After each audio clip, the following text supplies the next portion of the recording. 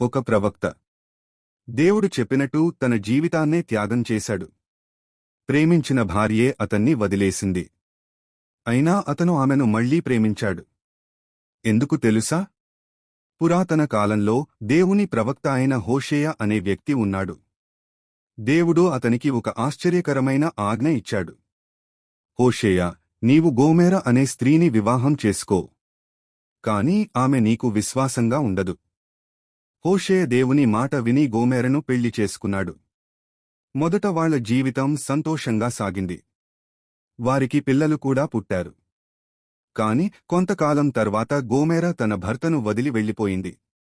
ఆమె ఇతరులతో జీవించడం మొదలుపెట్టింది. హోషేయ హృదయం చాలా బాధపడింది. కాని దేవుడు అతనితో మళ్లీ మాట్లాడాడు.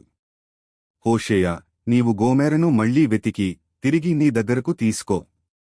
అది ఎంత కష్టమైన పని? అయినా హోషేయ దేవుని మాట విని వెళ్లాడు. అతను గోమెరను వెతికాడు. చివరకు ఆమెను కనుగొన్నాడు. ఆమె అప్పటికి బానిసలా మారిపోయింది. హోషేయ ఆమెను డబ్బు ఇచ్చి తిరిగి కొనుక్కున్నాడు. అతను ఆమెతో చెప్పాడు, ఇక నుండి నాతోనే ఉండు. నేను నిన్ను ప్రేమిస్తాను. ఈ కథలో దేవుడు ఒక గొప్ప సత్యాన్ని చూపించాడు. ఇశ్రాయేలు ప్రజలు దేవుని వదిలి పాపంలో పడిపోయినా దేవుడు వారిని ఇంకా ప్రేమించాడు. అలాగే హోషేయ గోమెరను ప్రేమించినట్లే దేవుడు మనల్ని కూడా ప్రేమిస్తాడు.